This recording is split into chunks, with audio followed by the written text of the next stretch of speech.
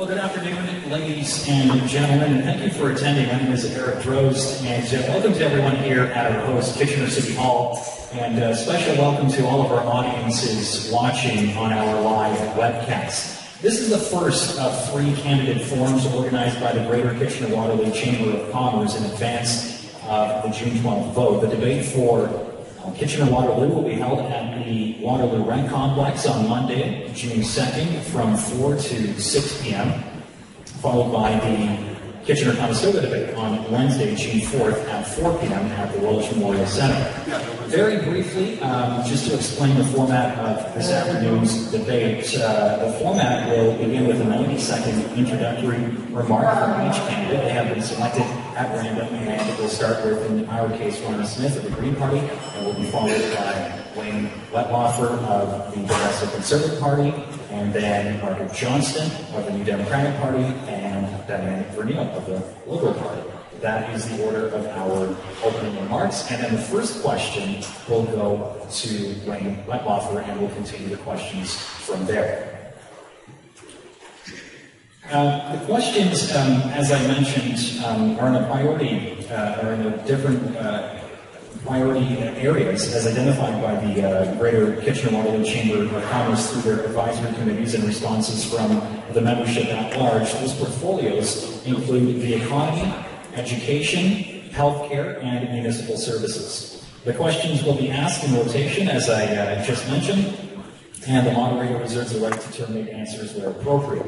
Now, also, after all 4 candidates have answered a particular question, a candidate can ask me for a rebuttal on the comments made by any one of the other 3, and I reserve the discretion of whether to allow that rebuttal and also to terminate the discussion when required. And what I will say now to the candidates, if a party is mentioned or someone is mentioned in a response, I will allow for, let's say, a 30 to 60-second rebuttal in that case. I'll do my best to keep that in mind, and if I do miss it, please just raise your hand and say that you would like to rebuttal. We're trying to get as many questions in as possible. Of course, there are a lot of important critical issues that everyone here wants to hear about, everyone watching on the webcast as well, so we're going to try to get through a lot of these questions. At the conclusion of the debate, each candidate will be allowed 1 minute for their closing remarks, and we'll start that on the other side of the table and we'll work our way down this way. So we'll begin with the opening remarks, and this is Ronnie Smith, the Green Party. Thanks, Eric, and thank you all for having me. I want to thank the Chamber especially for inviting me to the table. It's an honor and a privilege. I'm a seminary student up at Waterloo Lutheran Seminary. I'm in the Master's Divinity program. I have a background in political science and history, I did my undergrad there, and also have an MA in history. I also work for the multi-faith resource team at Wettlaufer Laurier, and I'm also a tutor for the Accessible Learning Center at Laurier as well. In the past, I've worked as a research analyst for the Embassy of the Republic of Korea, Office of Defense Attaché. I've also ran a multicultural center out of Thunder Bay for a 2-year period. I've run successful fundraising and coordination campaigns for such great nonprofit organizations as Daiene Cancer Society, Moderator, Drug Driving, and the like. I'm running for the Green Party because I feel like the Green Party is the only party that offers hope to Ontarians and Canadians in a broader scale. And I'm really excited about this platform that we've done up this year. I've got some copies if you guys want to have a look afterwards.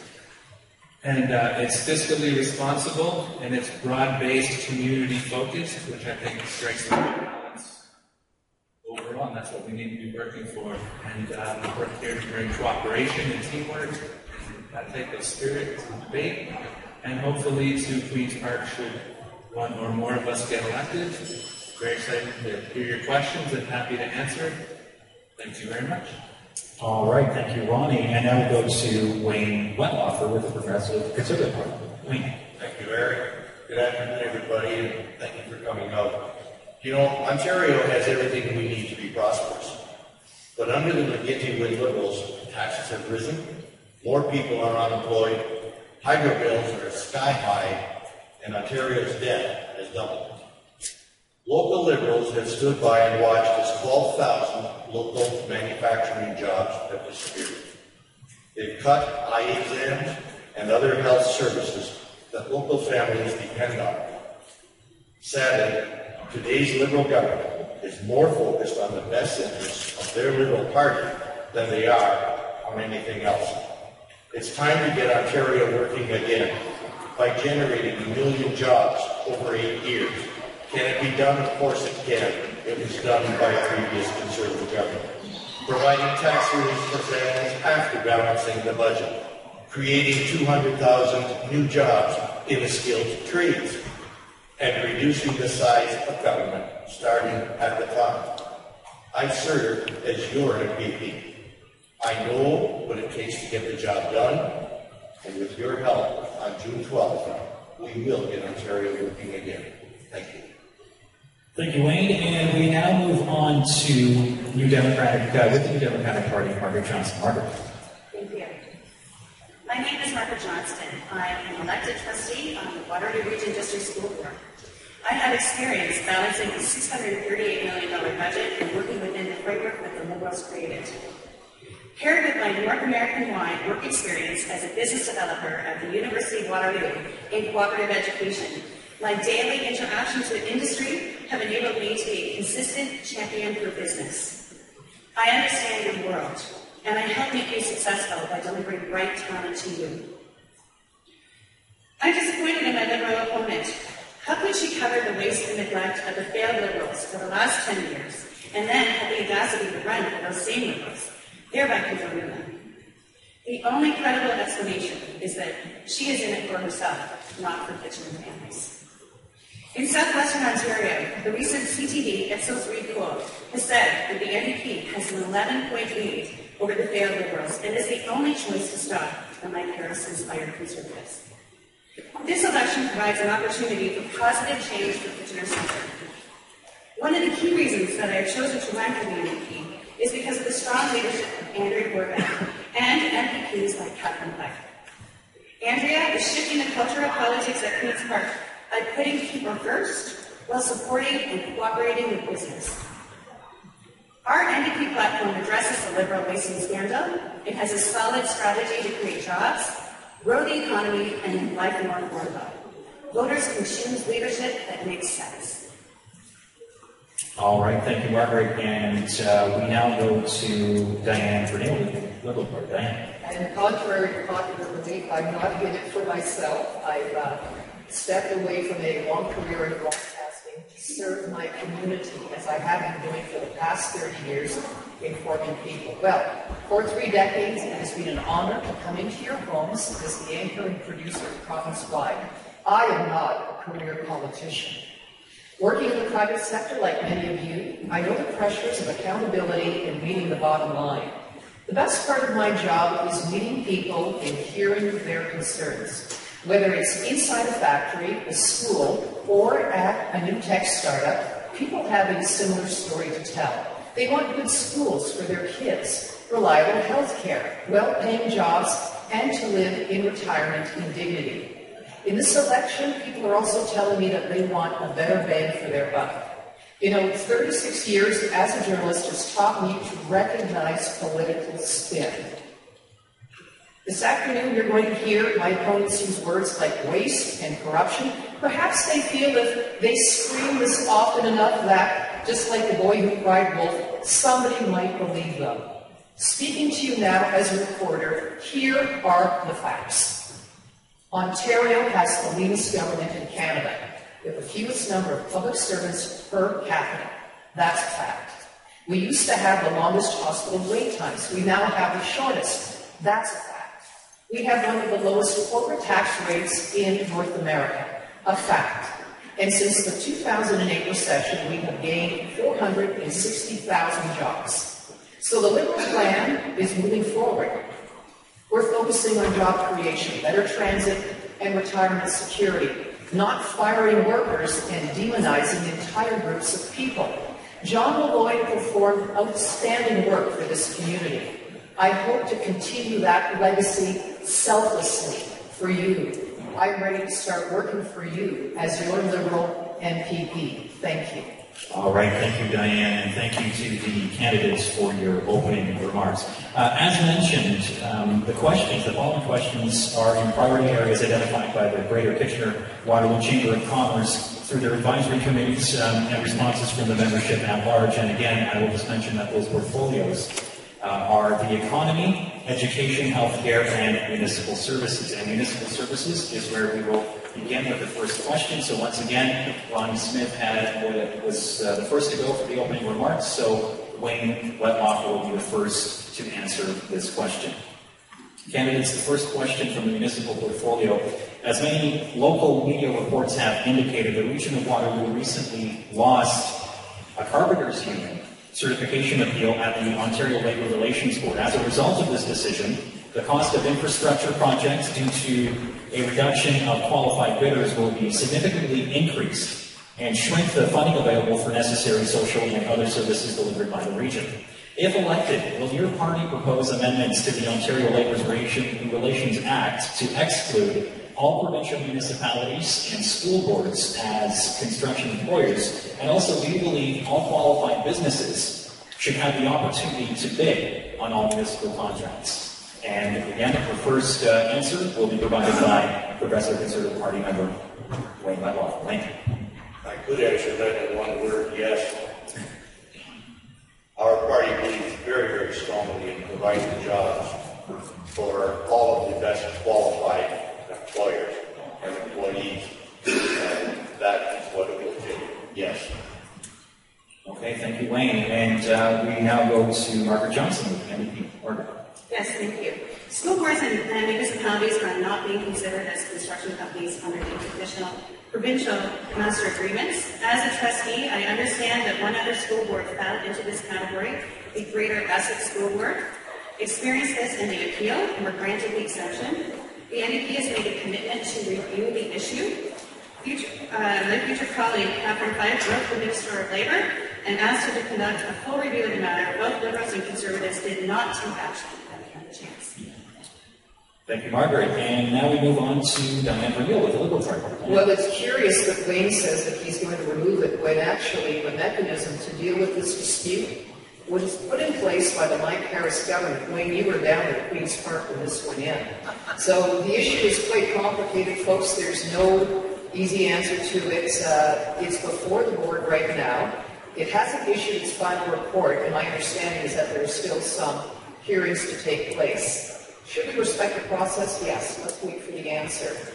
The Liberals are committed to looking into, though, at strengthening labour management relations, not the way that Tim Hudak and Wayne Wettlaufer want to do it, by demonizing organised labour.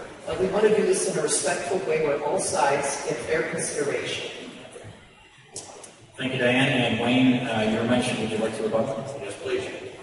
I'm the first one to admit that governments do make mistakes, and sometimes it's omission, sometimes it's commission, and sometimes it takes just a little tweaking to make a necessary change. The Liberals have had 11 years to make a change, and they chose not to. All I can say is we will make the change necessary. I'd just like to rebut to that. So my question to Wayne is, why are you unwilling to wait for the Ontario Labour Relations Board ruling on this? Why don't you respect the process that your government put in place? Wayne? Thank you. Very, very interesting. This is a situation whereby the municipalities have asked for this necessary change. And I don't think we need to wait for a Labour Relations Board hearing to adhere to what the municipalities are asking for. Thank you, Wayne. And Margaret, I know you want to rebuttal, but let's give Ronnie a chance to answer the question, and then we'll get a rebuttal. Ronnie Smith with the green button. Well, I must say that was one doozy of a question. I didn't make the wordsmith who had not.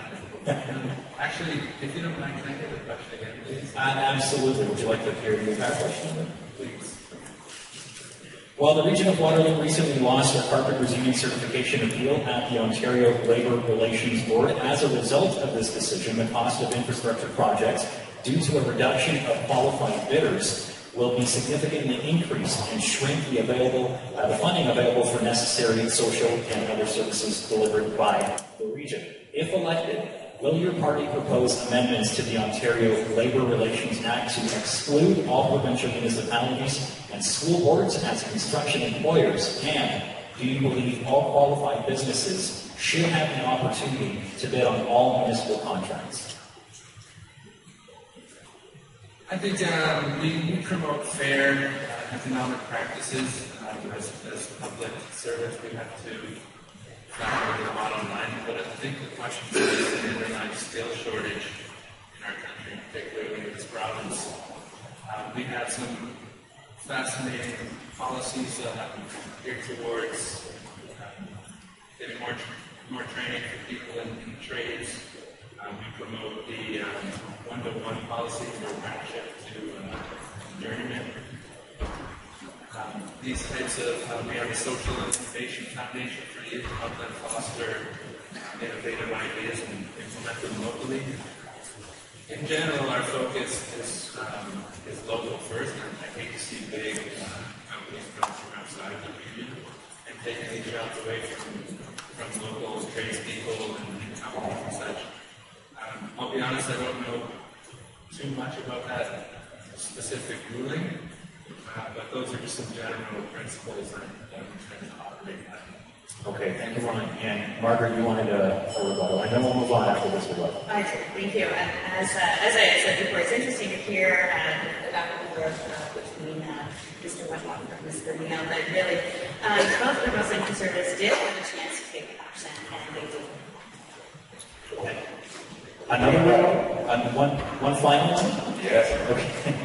It's interesting that Margaret Johnston just said that we didn't take action, but that's not true. One of the MPPs in our party did propose a bill dealing with this problem, and it was voted down by the NDP and Liberals. Okay, thank you. And we are going to move on because, as I mentioned at the top, we want to fit in a lot of questions, and we've already spent some time on the first one. The next question will be answered first by Margaret Johnston of the NDP. This question: if elected, will your party ensure that the construction on the new Highway 7 between Kitchener and Guelph will start in 2015? And where will this project rank in the provincial priorities list? Margaret. Thank you for that question, Eric. Yes, we have been clear that we want to see the expansion of Highway 7 between Kitchener and Guelph. This is very, very important for many reasons. The movement of goods, movement of people between the communities. This has been proposed since the 1970s. And as I said before, it's the dog and pony show that keeps coming into town by the Liberals to announce and re-announce and announce again and re-announce that this is going to happen has been ridiculous. And frankly, the Conservatives don't give up on that either. But it has been like Groundhog Day over and over and over again. Thank you, Margaret. We go to Daiene Vernile with the Liberal Party. And Daiene, you were mentioned, the Liberal Party was mentioned. If you'd like to rebuttal first, and then go to your response, it's up to you. Okay, well, I'm going to give you a total response. Is that okay? Okay, yep. So we do have a plan, and we are proceeding successfully with this. It's a new four-lane alignment of Highway 7.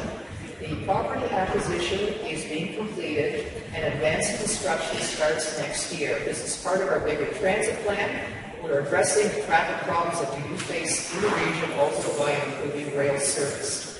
I covered the years on province-wide between 90 and 95 when the NDP was in office. They had a chance to do something. They did nothing. Followed by 8 years with PCs, 1995 to 2003. They had a chance to do something with Highway 7. They did nothing, and I know that my opponent is hiding behind some environmental assessment excuse. Hey, we're getting the job done. The Liberals are getting it done. Thank you. Thank you, Daiene. And now we move to Ronnie Smith of the Green Party. Ronnie. Thank you. Obviously, everybody knows that Highway 7 is a big issue. It's been dragging on for some 40 years. Is that correct?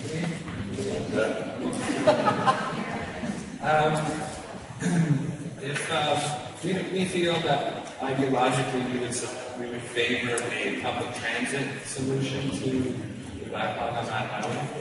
However, if we find ourselves in a position where, as Daiene mentioned, that the land acquisition has been completed and In fact, the majority of folks want an additional 2 lanes on the highway, and we would have to respect that decision. But we don't feel that enough attention was given to the public transit aspect on this issue, perhaps like a better train service, or even a dedicated a bus lane, perhaps. But the bottom line is, though, that I think that we wouldn't be bogged down by bickering about who's right, who's wrong, who did it first, who did it last. We would just get to work and get the job done, no bickering, and try and build a consensus as part of the team.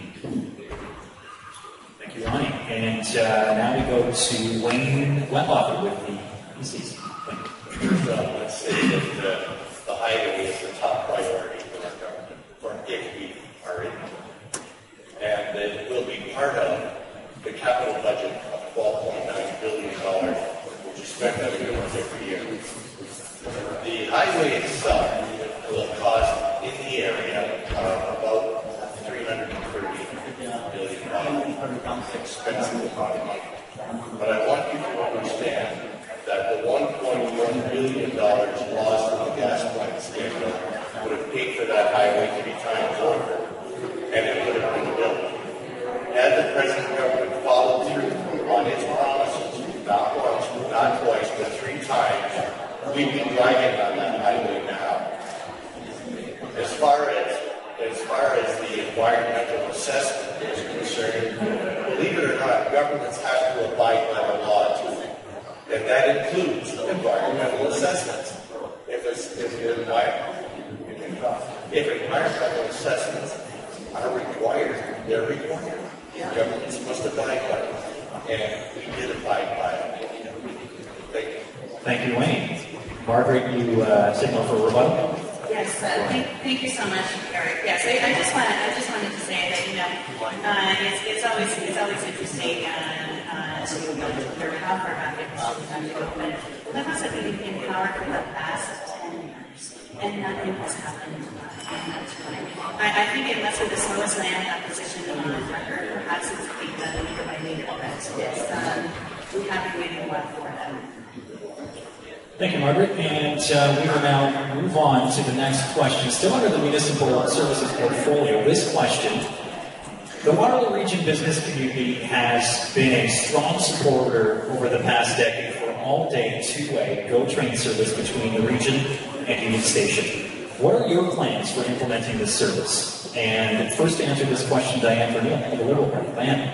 Thank you, Eric. Well, it is the Liberal Party of Ontario that brought GO trains to this area, and now we are talking about expanding it to all-day, 2-way service. It cannot be understated that this is going to be a game changer in this region. It means attracting brighter talents, and they're going to find it easier to get to Kitchener-Waterloo. It is a huge selling point for getting businesses to locate here. OpenText, for instance, has buses coming twice a week from Richmond Hill to PW. They come for these employees for meetings and consultations. We know they'll be customers along with many other customers.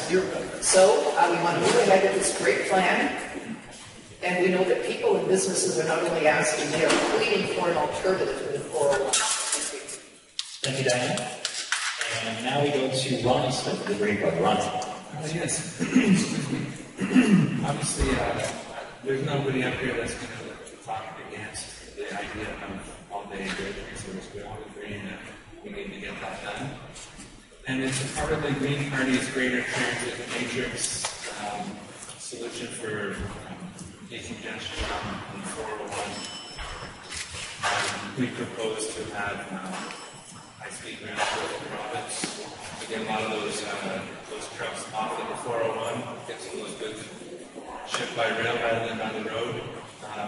Also talked about high-speed from London all the way to Toronto. We support that as well. We have a variety of ways to pay for that. Some of them include congestion fees, carbon fees, and carbon tax, of course, obviously. And it's just a matter of how we're going to do that. I think this is a great community. It should sell itself. Perhaps our leaders haven't done a good enough job to explain to GO why they should be expanding to our region. There's a great demand for it here. there's tons of great local businesses that want to connect in greater capacity with the GTA in general, and even the Hamilton market for that matter. So those are some of our thoughts on that idea. Ronnie, thank you so much. And from Ronnie, we go to Wayne Wettlaufer. Our party is fully committed to expanding road transit with more rush hour service. We are committed to more express trains, and we are fully committed to all-day two-way road train service to and from Toronto. It's interesting, the Liberal government broke their promise when they brought road train service here. They said at the time that we would have 4 Toronto-bound road trains every day. We don't. And everyone knows that if you want to encourage more ridership, you have to provide service. We will do that. Thank you, Wayne. And we do need to get to Margaret, and there is a rebuttal there. The Liberals were mentioned, and Daiene would like a rebuttal. I can allow one for 30 seconds, and then we can get to Margaret. Okay, well, let me bring you up to speed, Wayne. Those trains are on the way, and I do remind you that it is the Liberal government that brought in this initiative. And thank you to John Malloy for fighting really hard for this region, putting us on the map, and letting Police Park know that we needed these trains. Thank you, Daiene. That sounded much like the check is in the mail. And now we move on. You see the trains though, right? They're coming, Wayne. They arrive every day, and we're the ones who got it. Thank you. All right, we're going to move on to Margaret Johnston now of the NDP. Margaret. Thank you. New Democrats are committed to delivering two-way all-day road train service to Kitchener-Waterloo. We have supported the local business case agreed upon by regional and city councils. We want to create over 33,000 new jobs. Delivering two-way all-day GO trains between Kitchener-Waterloo and Toronto is one of our top priorities. And we've heard a lot of empty promises and big promises from the Liberals before that we've heard more recently. But people are tired of those empty promises, and in fact, those empty promises do not bring jobs to Kitchener-Waterloo. Sorry, what empty promises do they have? About increasing the number of trains here. They're coming. They're on the way. And you see the trains go down to the train station every day. The Liberals are the ones who got no train service to the area. Every day. There are not, it's not all day. And you've been promised you have all right. There's lots of okay, we're going to have to it's the budget, the one that you rejected, it's all in here. You're right.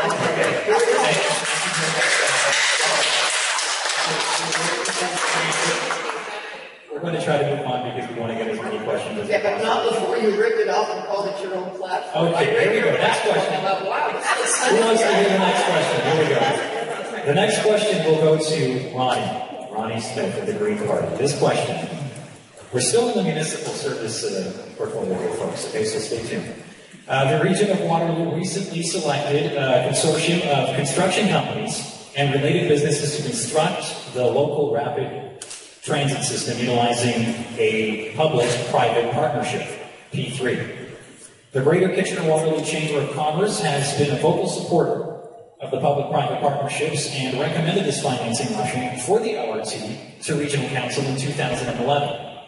Does your party support P3s, and what projects would you consider for this financing option? Also, what other funding tools would you propose for investment in municipal infrastructure? Ronnie Smith of the Green Party. Thank you. Obviously, the LRT program is top of mind for everyone. We definitely support that. That ties in nicely with our philosophy on greater public transit to get cars off the road. We'd also like to even see more bike-friendly community in general. That's what they matter. I'm sorry, can I have the... Absolutely. The questions are, does your party support P3s, meaning the public-private partnership, and what projects would you consider for this financing option, and what other funding tools would you propose for investment in municipal infrastructure? Yes, so of course we support public-private partnerships. The days are gone when public coffers can pay for the massive infrastructure programs like building railroad across the country or building CBC across the country. The reality is we've got a lot of great local businesses that can contribute. add jobs to our community. Hopefully we'll get to talk about that a little bit more. But short answer, yes, we do support. All right, thank you, Ronnie Smith. And now we move on to Wayne Wettlaufer for PC's Wayne. Yeah, our party's commitment is to totally fund, or to continue to fund the LRT system, which is effectively honoring the present commitment. You'll recall that the McGuinty government promised to fund 2/3 of the LRT system, and they reneged on that promise. And that, because of that reneging, it will cost the local regional governments $230 to $300 million. Thank you, Wayne. And we move on to Margaret Johnston of the NDP. Margaret. Yes, thank you. We need to provide convenient and affordable transit options to busy Ontario families by putting transit plans out for them. And certainly that's something that we're very committed to. And that we need to make sure that they're funded properly. And always we are open to conversations with our partners. Thank you, Margaret. And now we go to Daiene Vernile of the Liberal Party. Daiene. Thank you, Eric. Well, we are very strong supporters of these kinds of partnerships. You see it not only with municipalities, but also with private enterprise, which are providing thousands of jobs in Ontario. So we committed $300 million to the LRT with the province. I'm not sure where Wayne is getting this ridiculousness from, but we are fully committed to the LRT and are helping to fund it.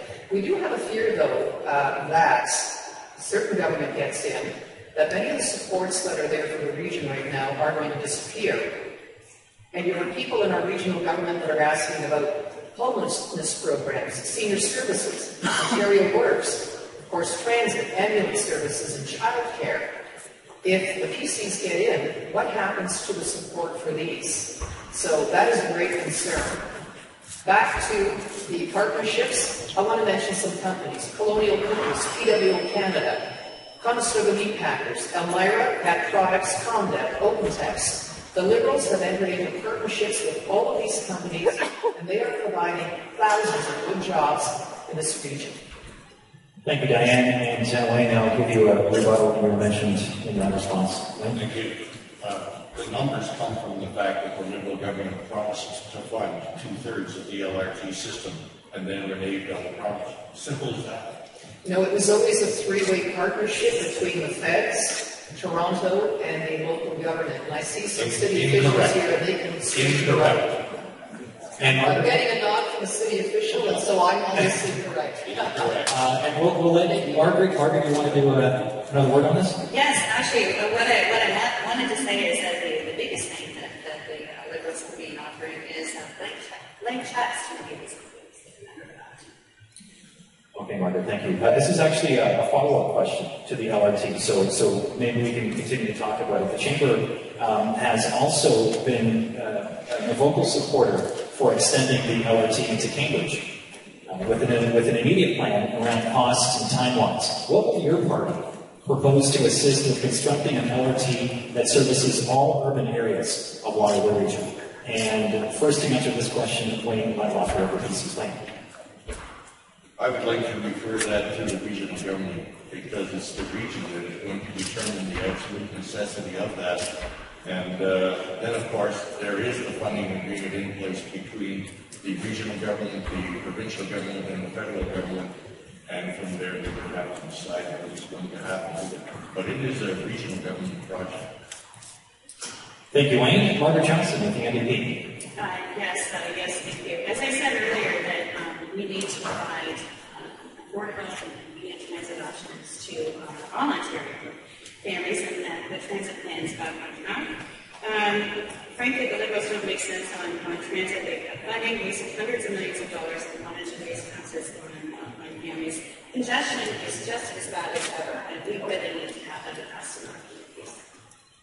Thank you, Margaret. And Daiene, you can rebuttal first. The Liberals were mentioned, or you can just have your response. Well, as usual, from Mark, we're getting all kinds of vague generalities and misinformation. I will say that Premier Kathleen Wynne has talked about considering this, but what is important is to sit down with the stakeholders and to hear what they want and to hear about costing. So rather than having a top-down decision, we need to hear from that community on what they want.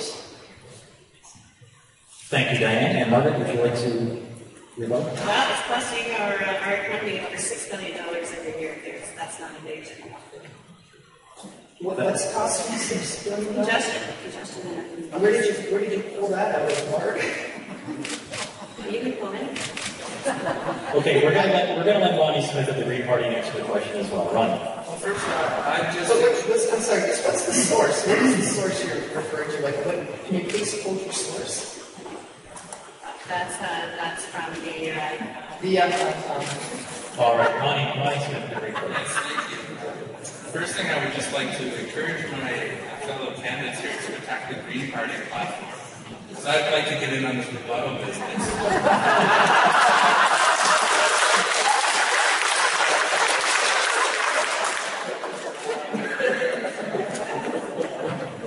Obviously, there's some resistance down in Cambridge. I'm not sure if they've ironed that out internally, but from a regional perspective, obviously, we need to have that on board.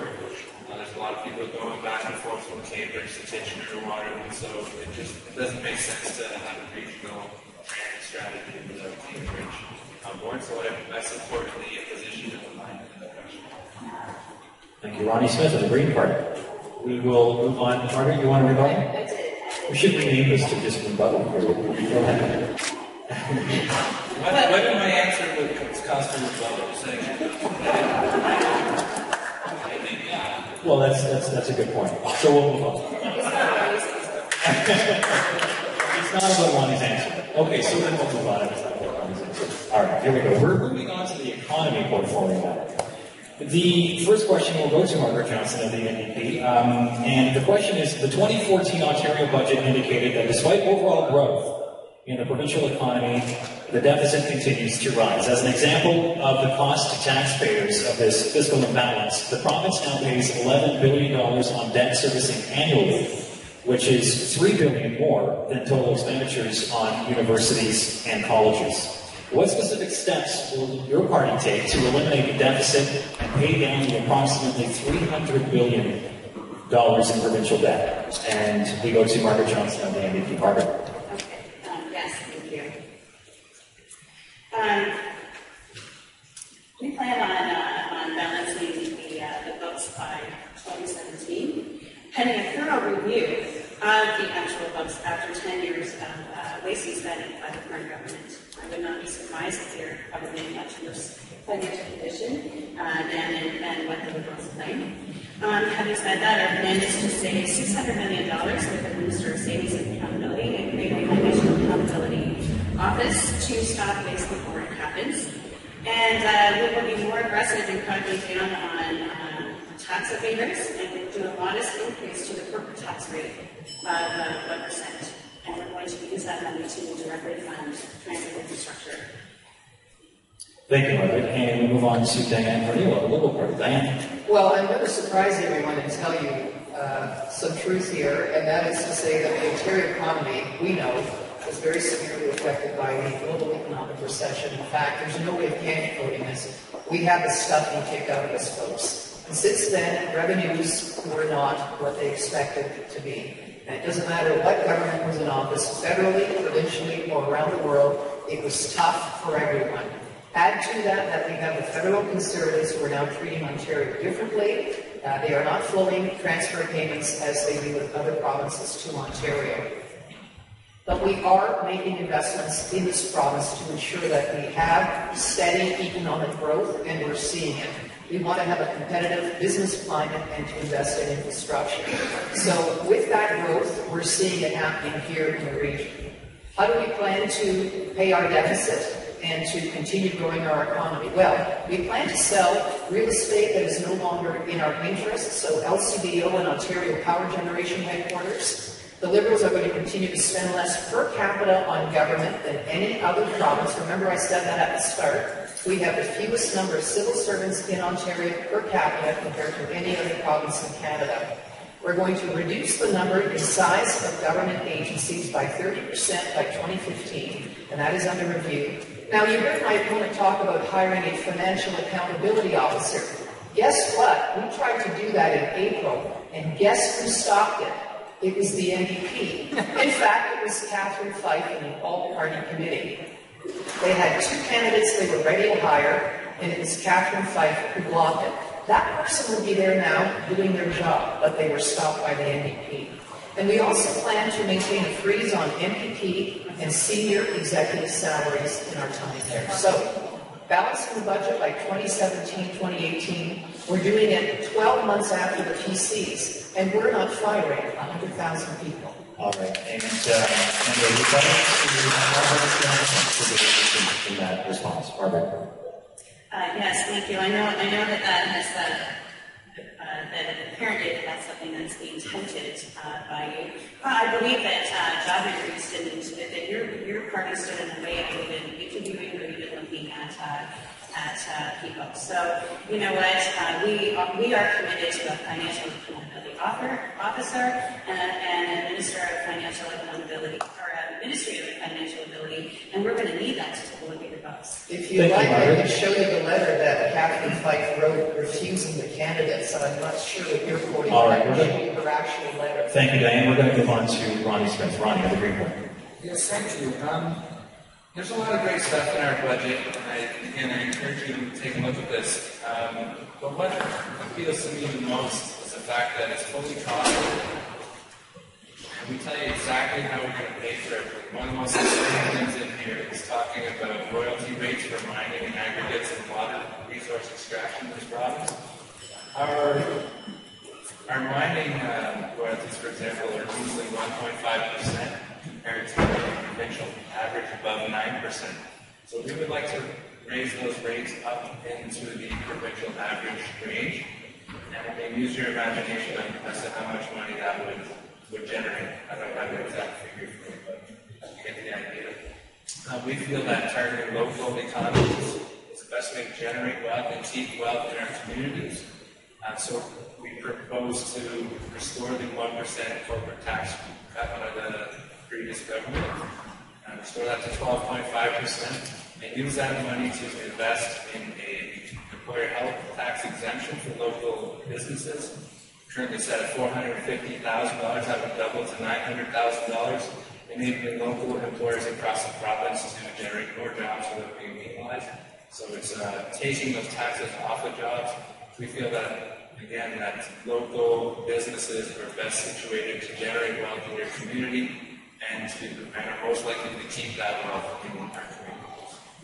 Thank you, Ronnie. And we now go to Wayne Wettlaufer of the PCs. Wayne. Thank you, Eric. Ladies and gentlemen, the facts are this. We are a massively indebted province.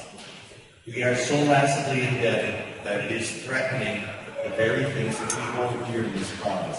Our social services, our health spending, our education spending, our transit.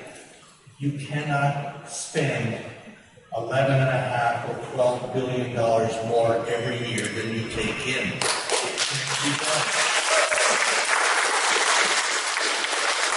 We are determined to fix that. In the last 10 years, Ontario's revenue growth as a provincial government has gone up 58%, but our spending growth has gone up 68%. We cannot do that any longer. We must preserve some kind of a future for our children and our grandchildren. And that is why I'm running again. Because I cannot leave that kind of legacy to our young people. We must get under control. Now, it's very interesting to talk about, oh, we're going to do this or we're going to do that. But we must do it within reason. And yes, we will balance the budget within 2 years. Okay, thank you. Thank you, Wayne. Really appreciate that answer. I think we're going to move on, just because we're already strapped for time. Look at this. We're going to move on to the next question. This question will be going to Daiene Vernile of the Liberal Party, and it is a simple question. What measures will your party introduce to create a more favorable business and investment climate in Ontario? Daiene. My favorite topic, jobs. Well, you've heard me mention some of the partnerships that the Liberals do have with various companies in this community that have been providing thousands of good-paying jobs. This is the Southwestern Ontario Jobs Development Fund, and we continue with that. We also are looking at a very bold infrastructure plan, looking at roads, bridges, and rail, and we are going to be providing 110,000 jobs per year over the course of 10 years. We also have the Liberal Youth Employment Fund. It already has created 11,000 jobs for young people. This partnership with business was created last September, and we see many young people taking advantage of it. And we see some very encouraging and very steady job creation. Since the recession started in 2008, we are up now 460,000 new jobs. That is a recovery of the number of jobs that we lost. I just want to give you a quick personal story. I think that the relationship that we have with an institution just up the street from here, Communitech, has been outstanding for this region. Since it began, and this is the Liberal support and guidance, they have created 7,000 tech startups. Each one of those companies has between 3 to 5 employees. So do the math. One of those young people is my son, who is 26. He graduated at the height of the recession with a degree in computer and video game design and couldn't get a job anywhere. He sent out hundreds of resumes. He went into the Communitech Hub, got a little bit of guidance and some mentorship, was launched out into the world. He's now at 305 Q Street, the old Canada Trust Tower on the 6th floor, right next to Map Inn. And Andrew has 15 employees. And these are 15 households that he is helping to support. And they pay rent, and buy real estate, and buy cars, and get oil changes, and buy groceries, and go to restaurants, and buy running shoes for their kids. This is an investment in our future. What is going to be the future of Communitech if other governments get in? That's hard to say. So we have a real plan for job creation, through partnerships, and through support. For those of you who want to call it corporate welfare, well, here's a card from Ray Tanguay, who is the chairman of Toyota. I had a chat with him last week. I said to him, what do these partnerships mean to you? Because you can go anywhere in the world that you want to. And he said it means 8,000 jobs in the Moderator region. Thank you very much. All right, Dan. Thank you. I would like to remind the candidates that we are trying to keep the answers to about 90 seconds. So for this round, I'll let everyone go a little bit over because that was upwards of 2 minutes. But from now on, I will start waving my arms frantically because I do have a stopwatch here. And remind you that you're coming up on your time. So now we go to Ronnie Smith of the Green Party. Ronnie. We have a variety of ideas in place that would generate jobs in our province. I already mentioned the employer health tax. We would encourage renewables. We have a exciting plan to encourage retrofits, like your home for energy savings, grants in partnership with utility companies. That lets everyone save energy, and that creates more jobs in our community.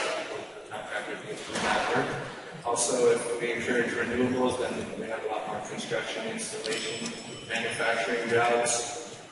We also aggressively invest in public transit infrastructure, especially rail. We feel like our rail network in this country is a relic from the past.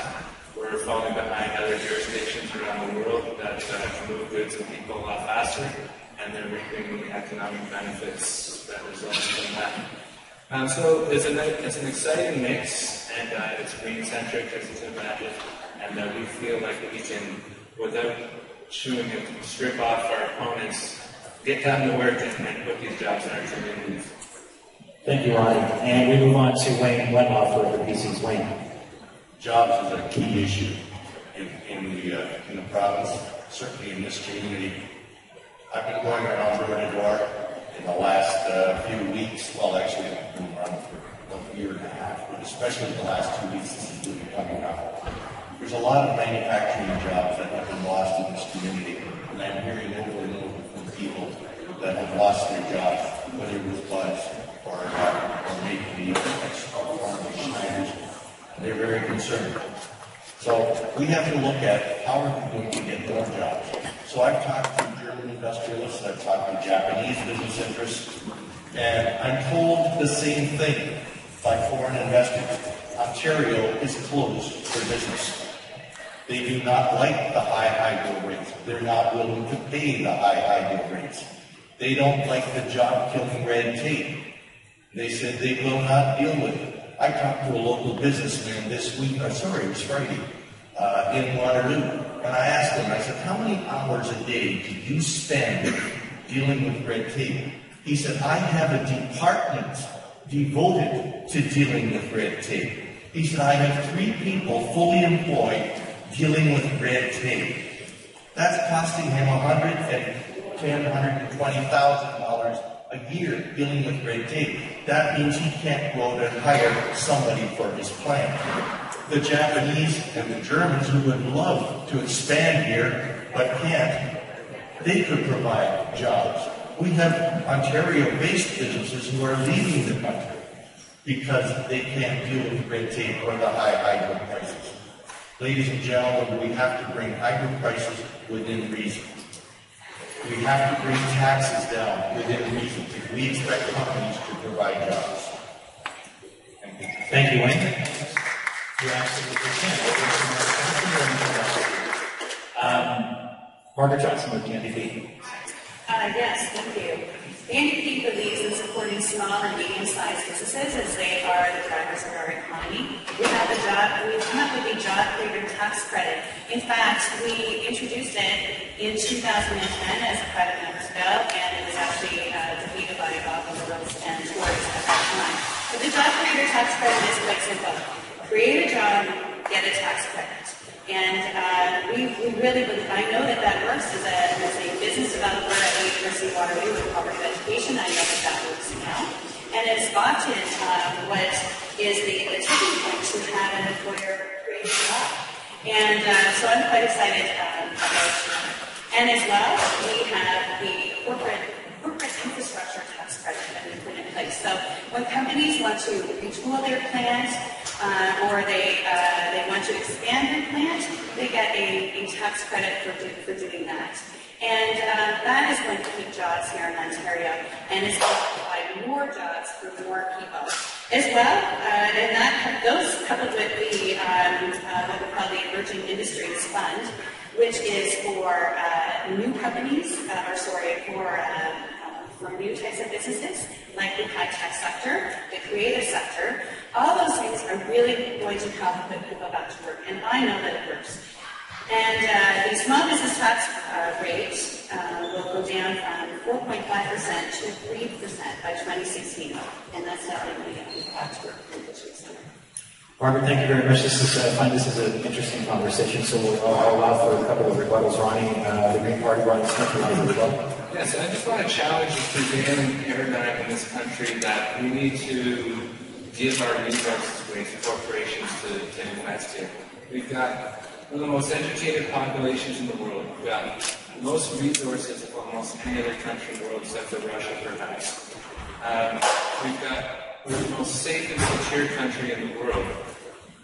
And these are real serious problems that corporations face in other countries around the world. So I don't buy the fact that we need to bend over and give these corporations increasing benefits. They've done very well during the economic recession, and I think if lowering corporate taxes was going to solve the job crisis, we wouldn't have a job crisis because we keep lowering corporate taxes.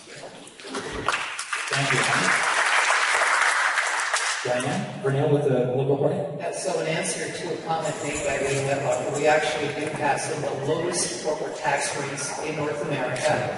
Hydro rates, folks, I know it's painful when you open up your bill, but here is a recent stat on what we pay for hydro in Ontario. We're right in the middle, our rates, compared to the rest of North America. Paying more than us is Regina, Edmonton, Calgary, Halifax, New York, and San Francisco. They pay a lot more. So it is painful to pay your hydro rate, but to say that we pay the highest anywhere in Canada is just factually not correct. You may be unaware of all the companies that are coming here. I invited to sit down with Carl Zaire, the Mayor of Kitchener, with Ian Klugman at Communitech, and they can tell you about all of the exciting news, a long list of companies that are actually coming here and locating here and providing many, many well-paying jobs. Mr. Zaire, would you like to rebut? Wayne, you directly mentioned brought it to you? That's interesting. Caterpillar moved out, Kellogg's moved out, and on and on and on, with thousands of lost jobs. But let's get to something else. High hydro rates.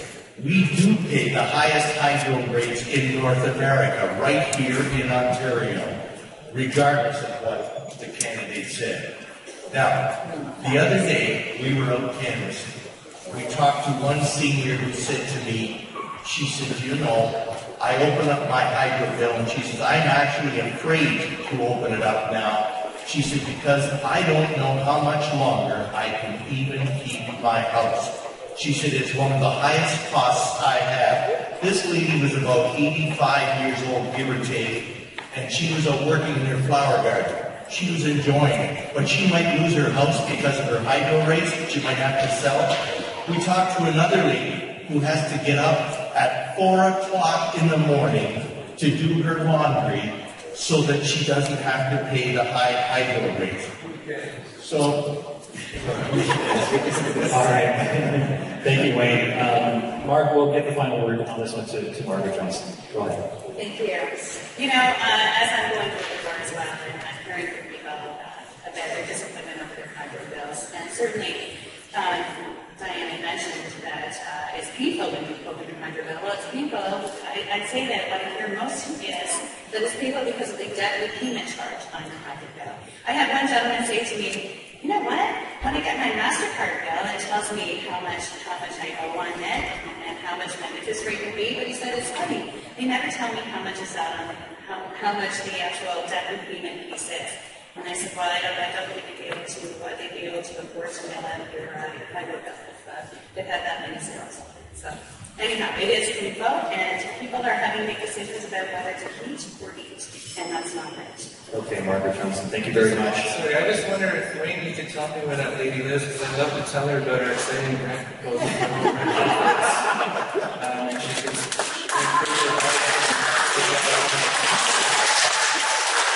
I have to say that I can hear her, she's not a PC door. All right.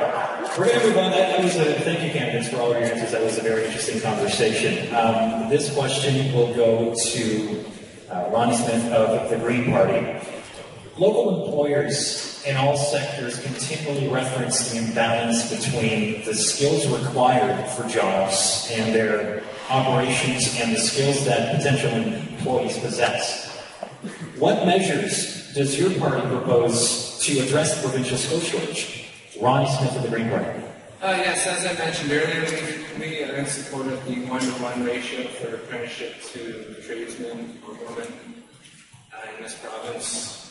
We also recognize that youth unemployment is a big problem in Ontario, double the provincial average.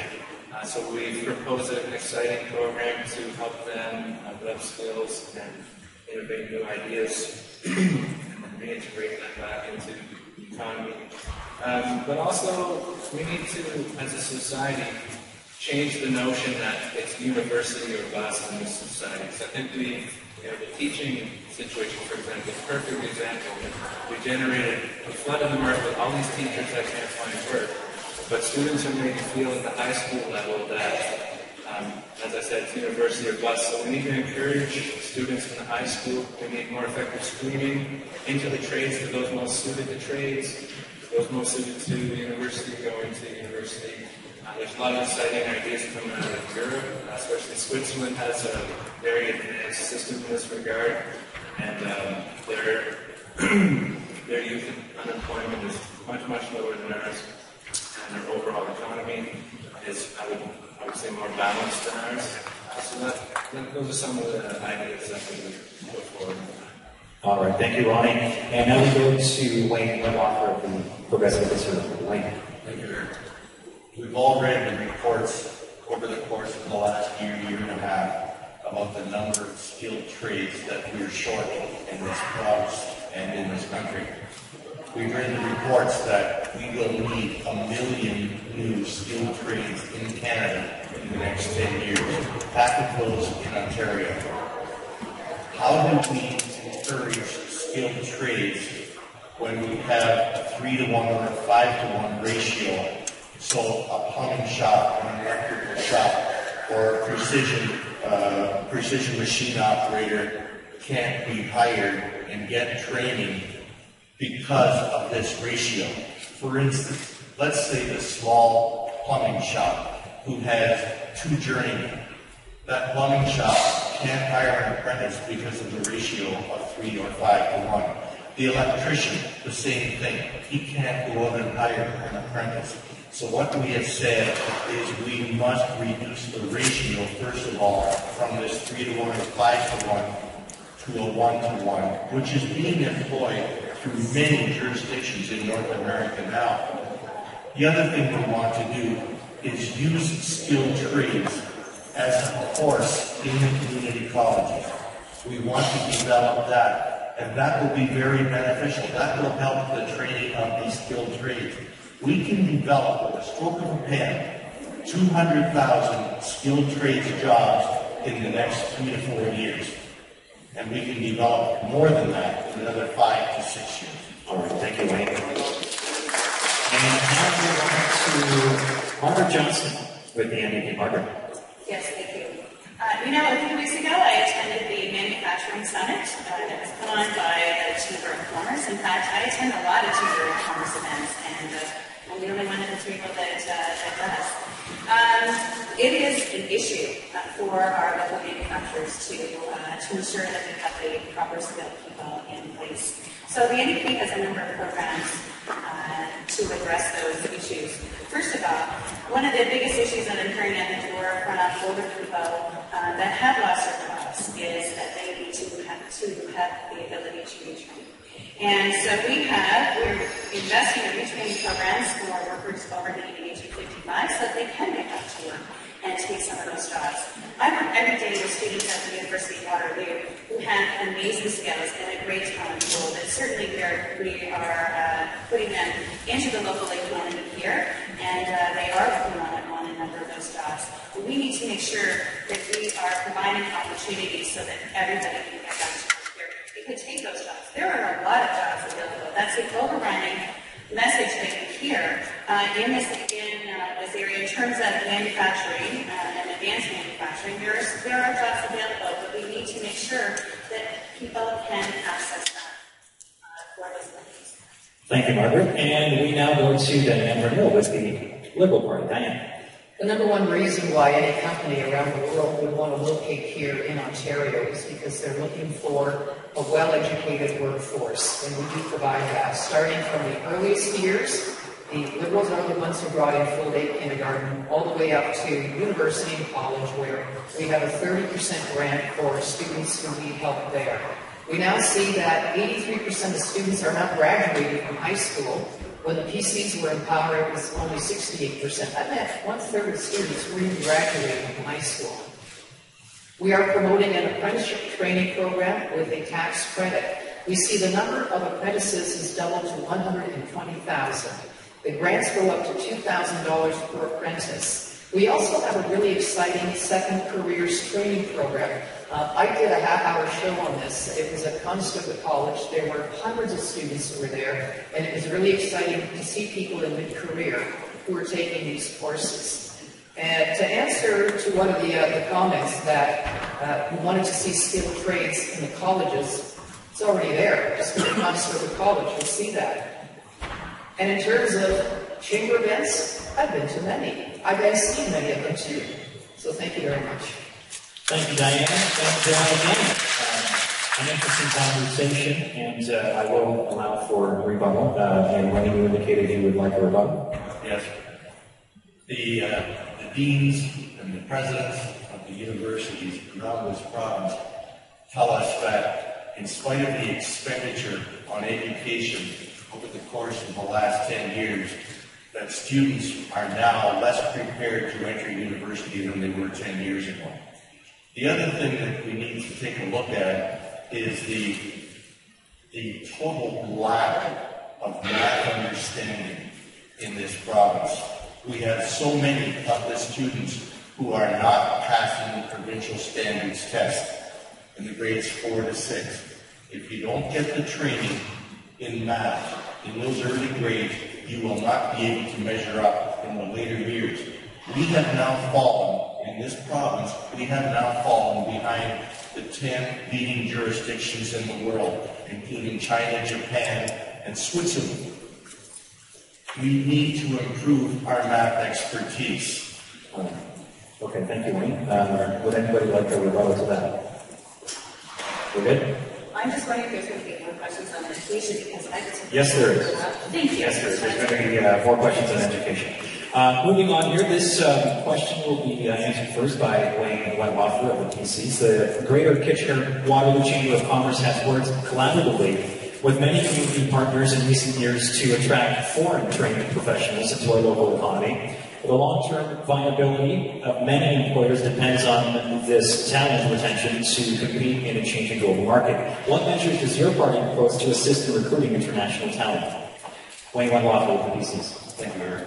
One of the problems that we have with attracting immigrants right now is that we need to match job-ready new Canadians to Ontario employers who have needs.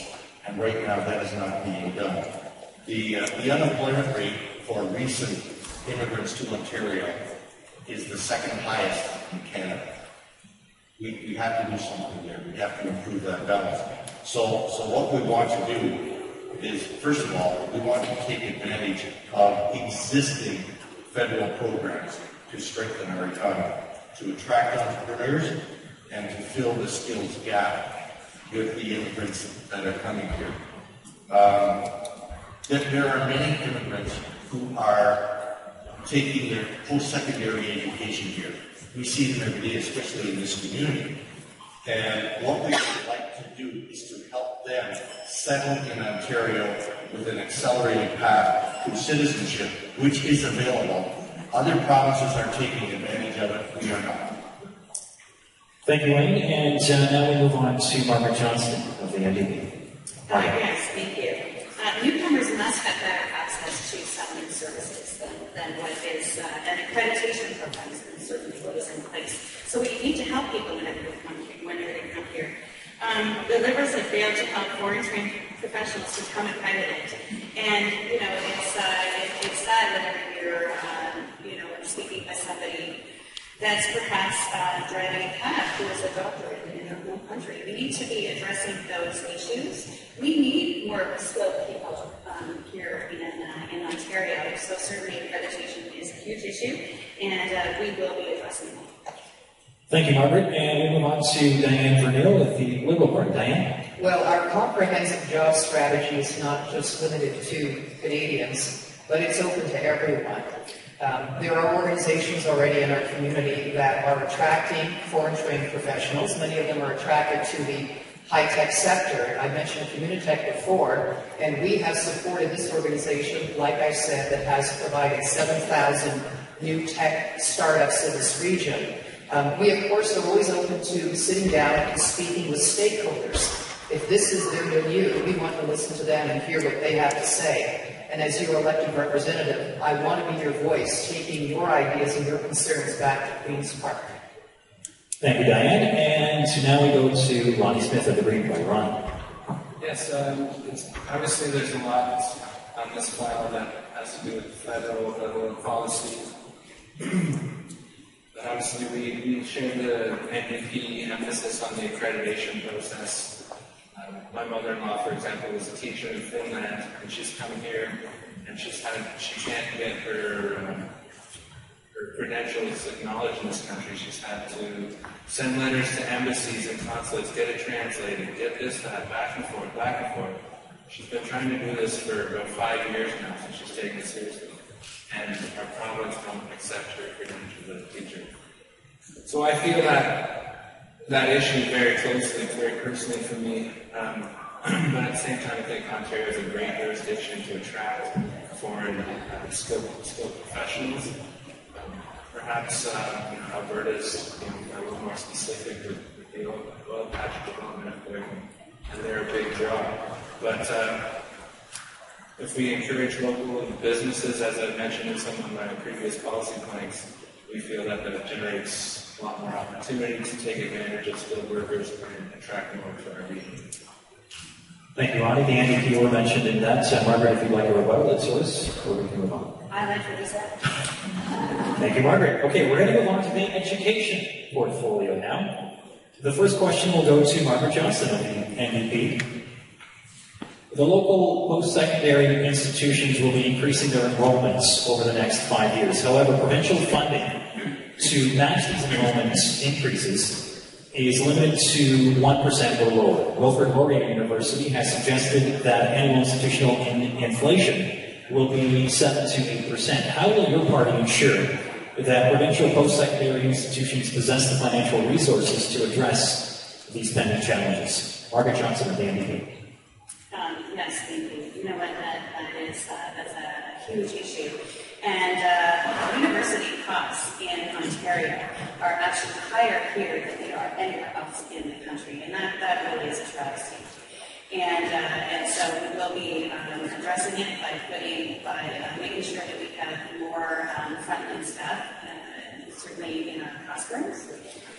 In our post-secondary classrooms, where students are in classes of, their introductory classes are often over 100 people in their classes. So we want to put a lot more money into post-secondary so that our students can be receiving the good education that they pay for. Thank you, Margaret. And we move on to Daiene Vernile with the Liberal Party. Daiene? Well, this is a top priority. It's not only about education, we tie it to jobs, because a well-educated workforce is going to attract the kind of jobs that we want in Kitchener Centre.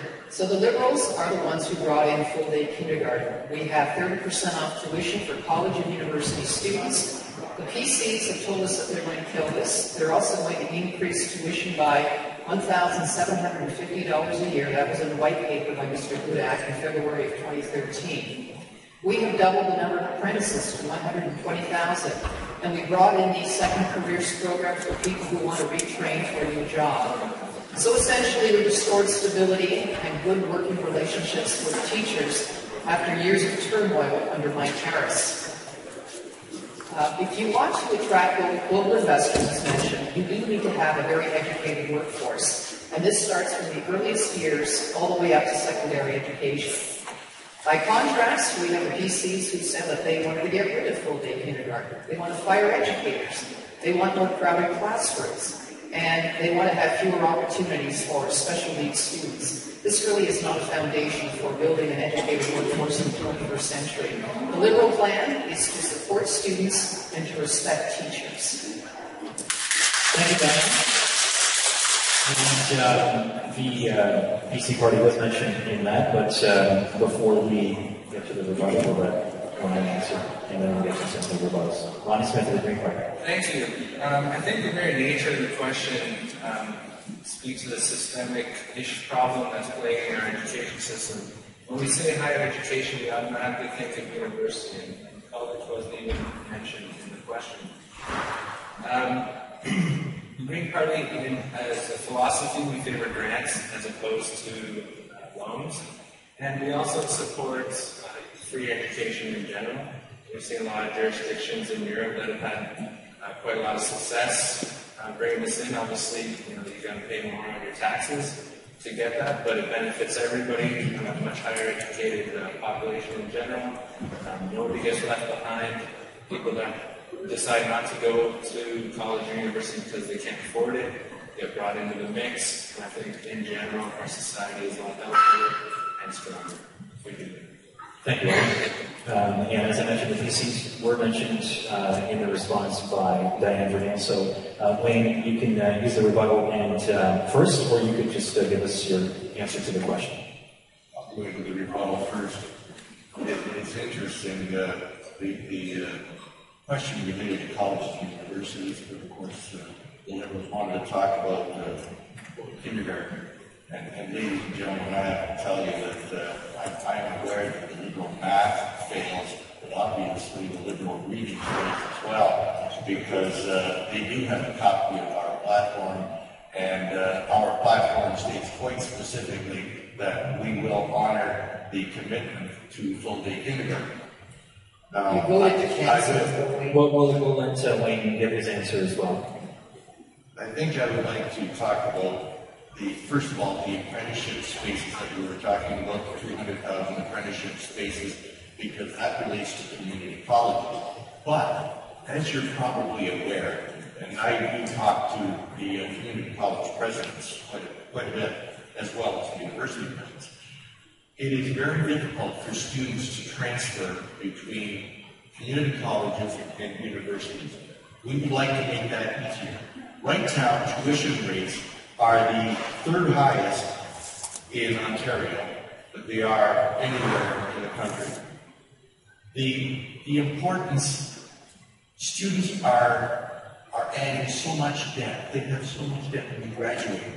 And then, of course, sometimes they have to transfer from university to community colleges to get experience in order to go out and get a job. Also, some who are going to community colleges have to go on to university to get certain training. Wouldn't it be easy if we could recognize the credits that they have built up and transfer them back and forth? Thereby, we would not have to incur a greater debt than they need to. So, we would like to make it easier for students to get that credit. We want to work with universities to provide more space for students in science, in technology, engineering, business, and math, because that's where the demand is. That's where the demand is in other countries in the world, and that's where it needs to be right now. All right, thank you, Wayne. And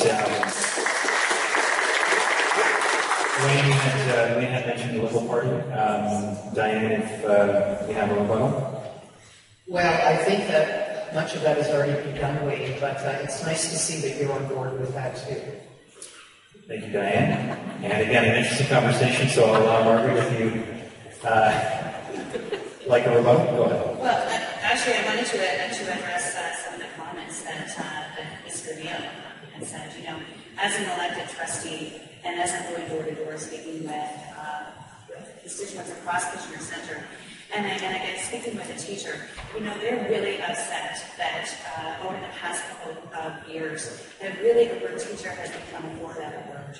And that's thanks mainly to the Liberals and how they were treated in the last couple of years with taking away collective bargaining from them. And I can tell you that only the government would do that. We're struggling at the local level with the cuts. And the cookie-cutter funding formula that's in place for education now is just not working. 1 in 4 students within the Waterloo Regional District School Board are accessing some type of special needs funding, whether or not that's through services for bright children or whether it's educational assistance in the classroom. But we're funded across the province all at the same level at 14%. So whether or not you have higher needs in your community, it doesn't matter in terms of how the funding comes. And so we're having difficult conversations with families because we're not always able to provide the services that they feel they need for their children. Thank you, Margaret. And so I just want to add that since this election is called, I've had numerous meetings with many teachers in this region. And they remember the Harris days, and I'm very gratified to have their support. All right. Now, Ronnie, you want to get out of this? It'll be brief, but if you look at this side of the table, this is a microcosm of our current legislature. They're talking through each other, they're attacking each other, but they're not focused on getting out of business. That's why we need some Greens in the House to restore stability. Okay, we have one education question. This one will go to Daiene Vernile first, and this question, how do you propose to increase the number of apprentices in Ontario? We have already increased the number of apprentices by 120,000. We have doubled that. There is some concern about trying to reduce the ratio. But here's the thing, folks. If you're going to live in a house that was put together by an electrician who had rushed through a course by one other person overseeing them, guess what? I don't want to live in that house. I'd rather have that apprentice adequately trained, overseen by at least 3 people over an adequate amount of time. So I know that there are some people who criticize this process, and feel that there are enough journeymen out there who can train these apprentices. But that figure that's being thrown around is not correct. There aren't enough of these journeymen to train the apprentices. And I'd rather have apprentices who are properly trained by an adequate amount of people over the right amount of time. Thank you, Daiene. We move on to Ronnie Smith of the Green Party. Ronnie. Yes, I've already mentioned our policy on the ratio and our incentives to create local job opportunities in our communities. I suppose I don't really have a lot to add other than what I've already said on that issue. Thank you, Ronnie. We move now on to Wayne Wettlaufer. This is Wayne. The facts are, ladies and gentlemen, that in Ontario we have 46% fewer tradespeople per person than 9 other provinces in Ontario. Those are facts. Ontario's high apprenticeship ratios force companies to lay off apprentices. That's a fact. So they can talk all they want about how good we're doing. We are failing. We are failing our apprentices. We are not providing the jobs to the students who are graduating from community colleges who want to get into the skilled trades. The talking notes that Vernile gave, those could have been right out of the pages written by Patrick Dillon. Patrick Dillon is the talking voice of working families, who is a front for the Liberal Party. Simple. Thank you, Wayne. And Daiene, you're open to a rebuttal if you like. You were mentioned in that response, but we're going to get to Margaret Johnston of the NDP first. Margaret? Yes, I would say that certainly we need to be encouraging more of our young people, or young people that are interested in going into the skilled trades. It's very important. I find that as families speak to me, they are trying to consider whether or not their child should go into that, or if they should just go to university. And I think in our society, there's a perception that everyone does have to go to university, and that's not true. And if students really want to enter the apprenticeship programs, they should be encouraged to do so, and we need to certainly be encouraging them to do that.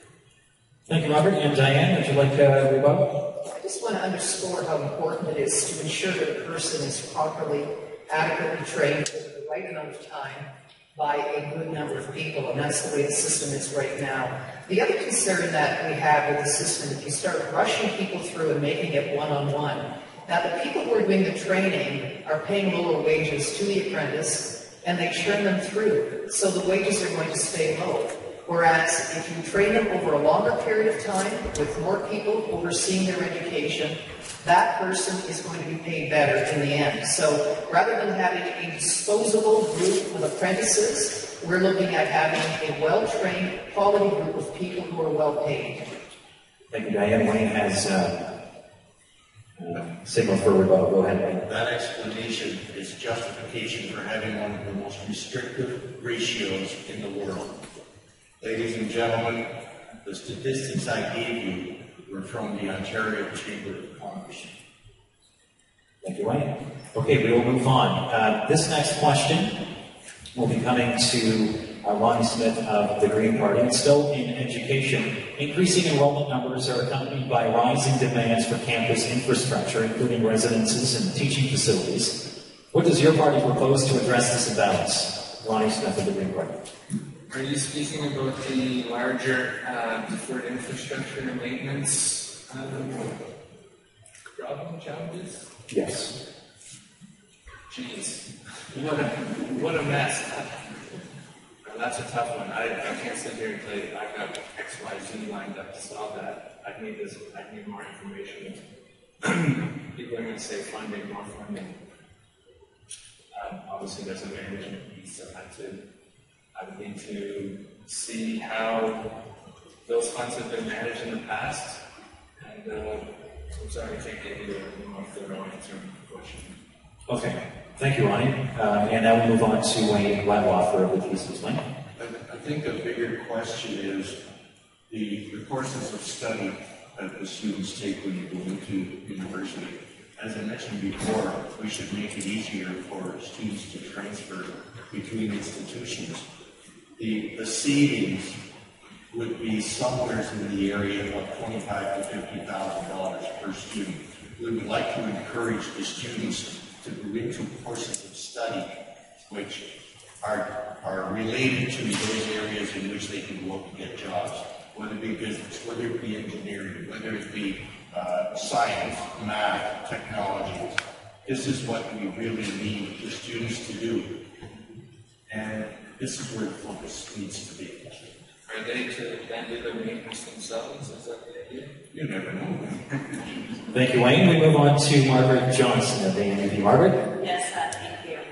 Well, I would say that the University of Waterloo is a good example of some partnerships with private citizens who have gone to U of W, and they have then reinvested by helping buildings get built there. I don't know anyone who's driven past or who haven't driven past U of W lately. You would certainly see that there seems to be a building popping up every 6 months or so onto campus, and really it's funded by people who are giving back to their schools. So that is a great example, but I do also want to say that certainly we need to make sure that we are putting money into our infrastructure of our colleges and universities. And to a point actually that Mr. Wettlaufer was making, you know what, not everybody can do a degree in science. Not everybody wants to do a degree in math or in technology. Those are amazing areas, and I find jobs for students in those areas every single day. And they are probably our most sought after employees in many ways. But you know what? It's important that people go and take something in school as well that they're interested in. Because when you're interested in something, you're going to thrive in that area. So we have a fund for emerging industries and creative industries that we set up for students so that for people, so that they will then be able to start small businesses in areas that they like. There's a lot of different areas that they could do, green industries, etc. Thank you, Margaret. And now we'll go to Daiene Vernile, the Liberal Party. Daiene. Over the last 11 years under the Liberal government, we have seen significant investments in educational infrastructure. And this has a lot to do with John Malloy and his lobbying on our behalf in this community. So we have seen investments at the University of Waterloo, at Wilfrid Laurier. We have seen a new wing go in at Conestoga College. We see investments at IQC and also at the Vernile Institute. All of these institutions are growing, and they can thank the Liberal government for the investments that they have put into their buildings. And of course, when it comes to projects like this, it's important to speak to stakeholders. So they have found that the Liberal government in Ontario is very friendly, very open for business, and always willing to listen to them. Thank you, Daiene. And now we're going to move on to the healthcare portfolio. And the first question will go to Wayne Wettlaufer of the Progressive Conservative Party. The first question, very simple. Will your party commit to immediate provincial funding for the expansion of Cambridge Memorial Hospital? Wayne Wettlaufer with Mrs. Wayne. I think that was already committed by our party, but I think it's really important to emphasize that if we continue to build debts and deficits at an uncontrolled rate, our commitment as a province to increased health funding is threatened. The same with education or every other aspect. We must bring our debt and deficit under control, but yes, we do need those extra health facilities. Thank you, Wayne. We now move on to Margaret Johnston of the NDP. Margaret? We need to invest money in healthcare on the front lines. We have been, at the moment, the Liberals have been putting money into the LINs and the CCACs, so putting money into the top lines, and it's not trickling down to where people actually need it. We have committed to cut ER wait times in half, and also we are going to open 50 new 24-hour family health clinics, and we think that type of investment in the front lines is important. Investment in health promotion is important. Currently, we spend 1% of our health care on health promotion, and I know that education is the number one social determinant of health. And so we need to make sure that we are educating people about their own health care. We need to have the New Hampshire Liberals live up to their promise from last budget, which was to have 5-day home care as they get out of hospital. There's a number of things we want to do that will directly affect patient care. Thank you, Margaret. And we move on to Daiene Vernile of the Liberal Party. Daiene? Well, that was very interesting, Margaret, but you didn't answer the question about Cambridge. Anyway, I'll continue with my answer. In our budget, we have a $700 million commitment over 10 years for capital upgrades and maintenance for hospitals. Now, you heard mention of these LINs. Some people think that these are controversial institutions, but in every other province, they're there. They actually have more authority over decision-making and budgets, and they alleviate some of the stress that you see in hospitals and emergency rooms. So I don't think that they should be eliminated. Since the Liberals came to power, we have 18 new hospitals, 11,500 new nurses, 2,900 new doctors, and the surgical times are the shortest in Ontario anywhere in Canada. So that is our commitment to health care. Thank you, Daiene. And we now go to Ronnie. We'll get to a rebuttal. Margaret was mentioned, but we'll get Ronnie Smith of the Green Party first. Ronnie? Yes, we do need to upgrade Cambridge Hospital. My dad, he suffered a heart attack and he got some great service there. And obviously the building's falling into, well, it's aging, we'll say that, and it's replaced. And I apologize for sticking to an unrelated question, but I thought I was trying to stick with the last question, but I do want to say that our proposal to merge the public and Catholic school boards would save us $1.2 to $1.6 billion annually, which we would then reinvest in our education system. It's not my favorite place to put it in deferred maintenance by any means. It should be in the kids' classrooms. But I guess the questions aren't leading us there. But in any case, I'd be remiss if I didn't bring that up. I just read the questions. And we'll go to Margaret Johnston for the rebuttal. Margaret? You know what, that was right. I didn't actually answer the question on the funding of Cambridge Hospital, which I apologize for. And certainly that our hospitals need to be funded, and the infrastructure at Cambridge Hospital is long overdue in your hands. So thank you. Thank you, Margaret. And this next question, which will go first to Margaret Johnston, was forwarded by the Kitchener Downtown Community Health Center. The question is, given that 1 in every 5 Ontarians doesn't visit a dentist because of cost, and there are almost 58,000 visits annually to hospital emergency rooms for dental problems, will your party commit to expand Ontario's public dental programs to low-income adults and seniors? And we start with Margaret Johnston of the NDP. Margaret? Absolutely. Dental health is very, very important to overall health as well. And we are putting money into actually fund dental health care for children and low-income families. And certainly, though, as part of that, we would be helping to fund programs so that everybody can get dental health care, because without good dental health, we don't have it. Thank you, Margaret. We now go on to Daiene Vernile of the Liberal Party. Daiene? Well, in the 2014 budget that the NDP rejected, we actually had a promise in there called the Children's Health Benefit. So it's good to see that they support this now.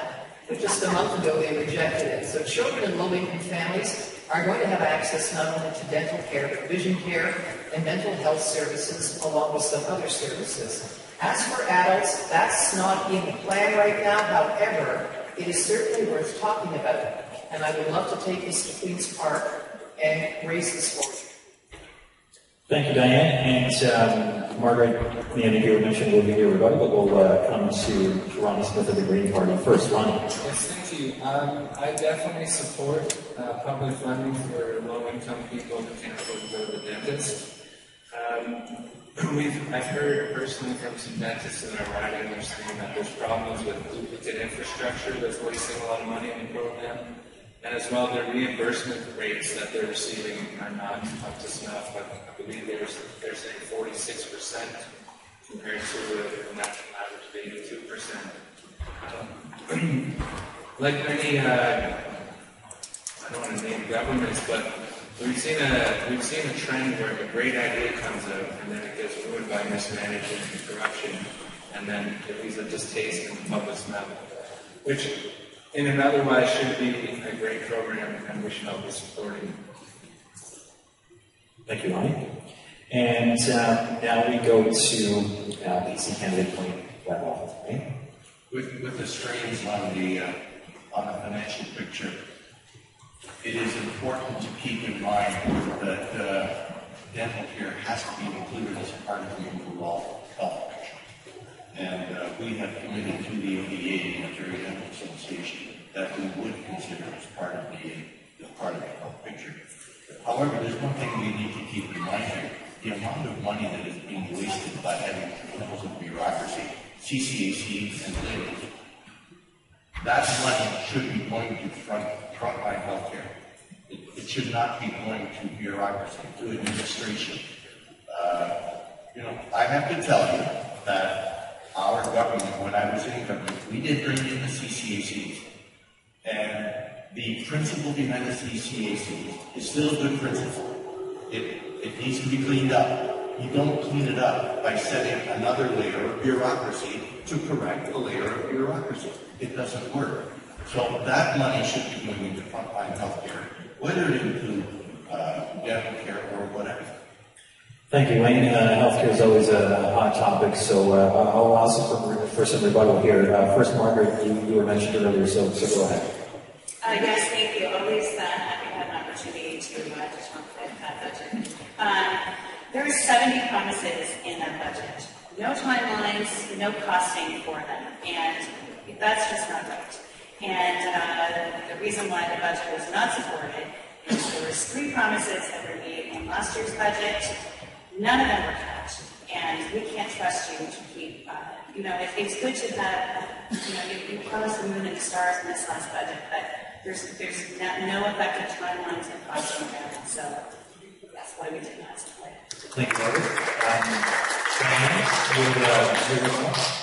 Perhaps you didn't get your copy of the budget, 368 pages. Near the back, you see most of the costing, and there are timelines on here. So I was down at Queen's Park when this was introduced on May 1st. Perhaps you didn't get a chance to go through it, but the information is here, and it really bothers me when I hear misinformation like this.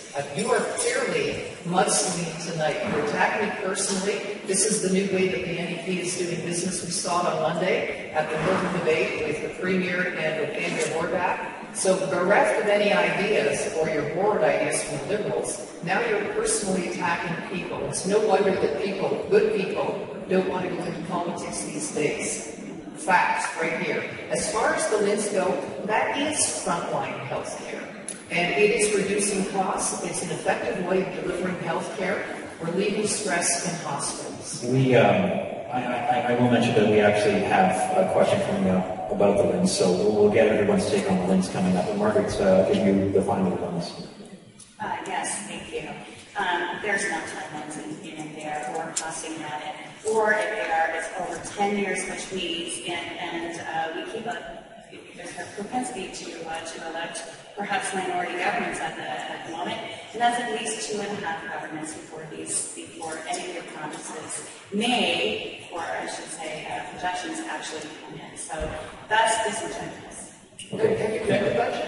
Have you read I have lots of copies of the budget. Because I've read your plan, and wow, does it ever look familiar? All right, thank you very much. We're going to, we've heard the local health integration networks mentioned a couple of times, so we are coming up on the time here, so maybe we'll use this as our last question, and we'll start with Daiene Vernile of the Liberals. The question is simple: will you maintain local health integration networks, or LHINs, after the election?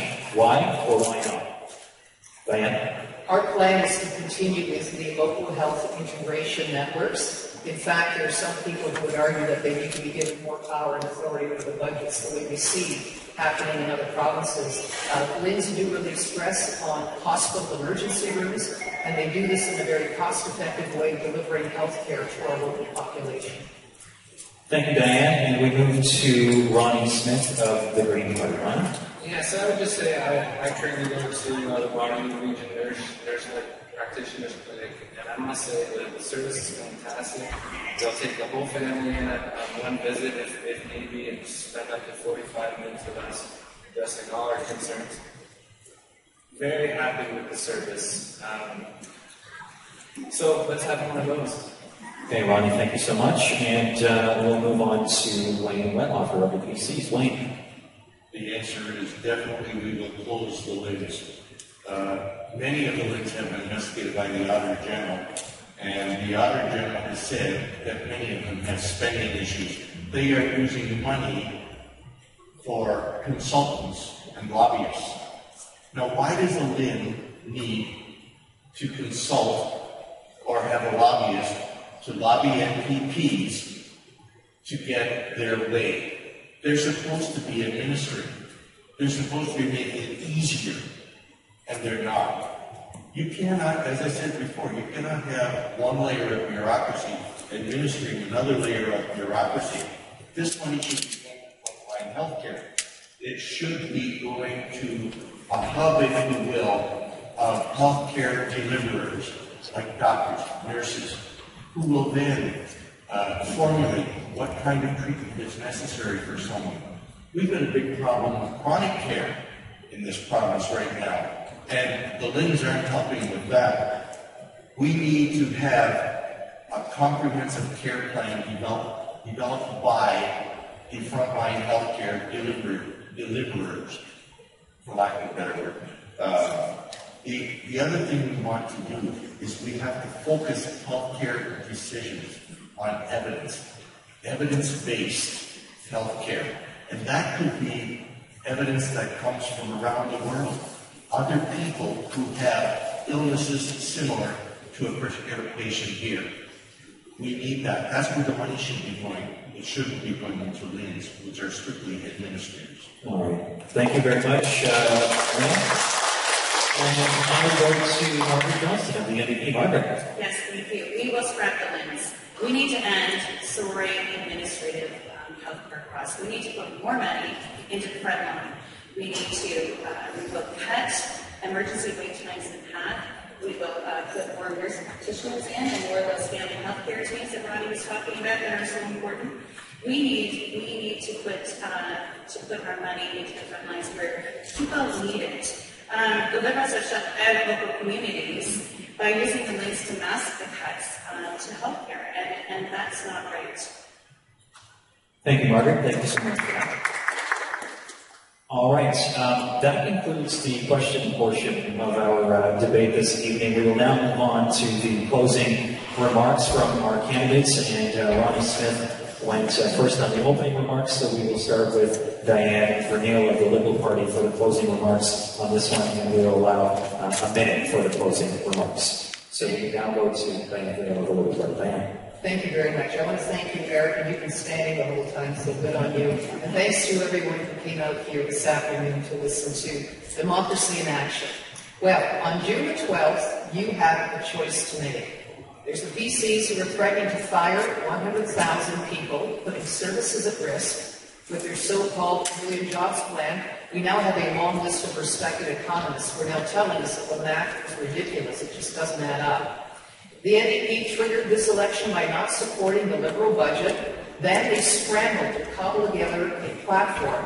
And let's not forget that we had a scathing letter that came from some prominent members of the NDP who are saying that Andrea Horwath has lost her way. And bereft of any ideas, their strategy now, as we've seen this afternoon, is to personally attack other people. I guess they just don't have ideas. Well, the NDP wasn't ready for this election. Do you really trust them to govern Ontario? Isn't it curious that with all the accusations that you've been hearing about waste and corruption, that when asked who is the best leader, Ontario voters consistently, over the past year and a half, have said it's Liberal Kathleen Wynne. A Liberal vote in this election is a vote for balanced leadership, for creating jobs, improving transit, and ensuring a secure retirement for everyone. I am ready to move forward as your Liberal MPP on June 12th. Thank you very much. Thank you very much, Daiene. And that was a little bit longer than a minute, so I'll allow you an extra time. I won't cut you off if you go over a minute. We now go to Margarete Johnston, the MPPs for the closing remarks. Margaret. Thank you. Kitchener Centre deserves an MPP who wants the job for the right reasons. Kitchener families need an MPP and a government that will reward the job creators, strengthen the economy, make smart investments in transit and infrastructure, and make life more affordable. Not a party that breaks its promises and wastes our money, or an MPP who is in it for her self-interest, or an MPP from the past decade. I have the skills and experience to deliver on day one what Kitchener needs. I don't need on-the-job training.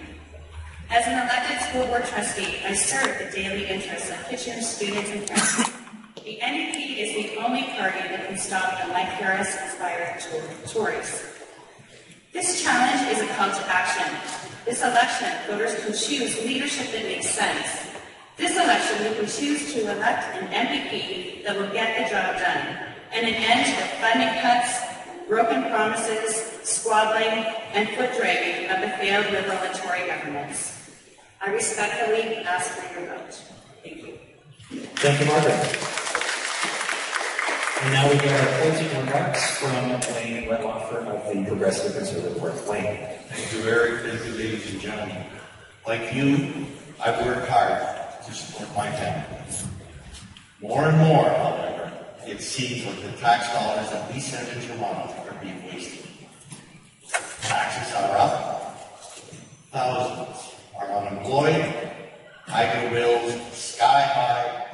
And Ontario's debt has doubled in only 10 years. Sadly, today's Liberal government is more focused on the best interests of their Liberal Party than anything else. They have created a massive bureaucracy.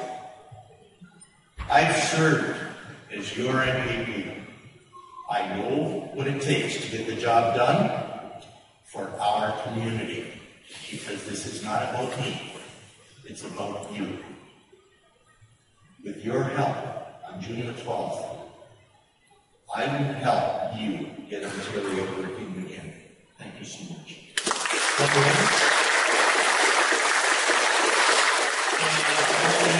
And Ronnie Smith of the Green Party for his closing remarks. Ronnie. Thank you, Eric. It's so nice to hear that velvety smooth voice in person. If you're like me, you think that the existing paradigm that we're operating in is not working. My opponents here will have you believe it's an us versus them, winner-take-all atmosphere, but I don't buy into that, because if we do that, we're just defeating ourselves. I don't see Wayne as a conservative or my enemy, and vice versa down the line. We're all Ontarians, we're all Canadians, we should be working together to find solutions to our very serious problems. I think that we've enjoyed a golden age in this country. Sadly, it's over now. We need to reinvent ourselves, and we need to invest in the infrastructure that's going to create jobs for the future, not trying to keep the past on life support.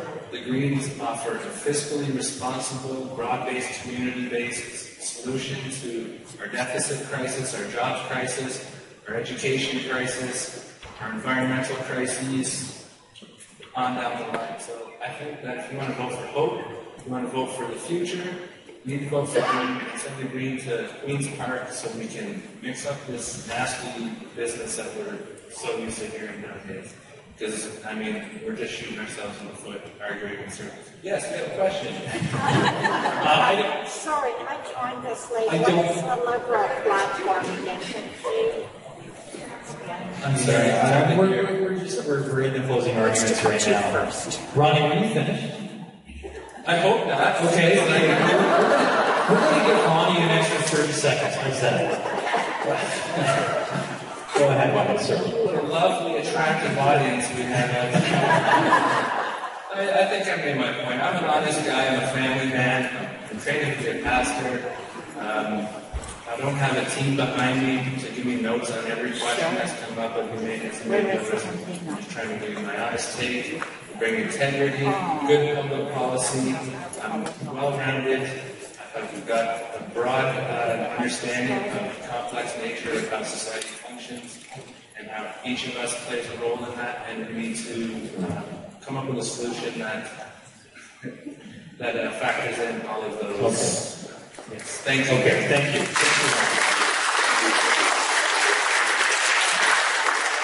And ladies and gentlemen, on behalf of the Chamber and 570 News, I would like to thank all of our candidates for taking the time tonight and taking part in some lively debate. I think we got across some lively debates with that, but that was great. Thank you so much. I would also like to thank the City of Kitchener for hosting, and of course everyone here from the community for your attendance and